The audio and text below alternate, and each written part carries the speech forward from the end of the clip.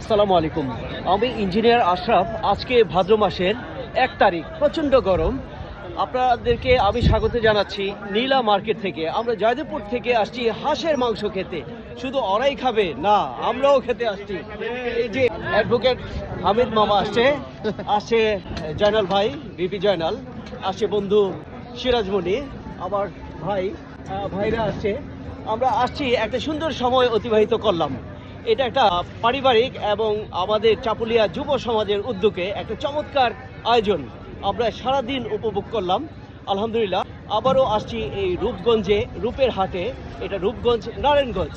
আর নীলা market পাশেই স্মৃতি হয়ে থাকবে, পাশেই নদীর পাশে আমরা বসে আছি। এবং এটা স্টেডিয়ামের পিছনে একটা সুন্দর সময়, এটা স্মৃতি হয়ে থাকবে। আলহামদুলিল্লাহ। সবার প্রতি অনেক শুভকামনা রইল, যারা উদ্যোক্তা ছিলেন এবং সার্বিক সহযোগিতা করেছেন। প্রত্যেকের প্রতি কৃতজ্ঞতা জানাচ্ছি। আশা করি প্রতি বছর ইনশাআল্লাহ এরকম অনুষ্ঠান হবে। কি বলেন? আমরাও আশায় রইলাম।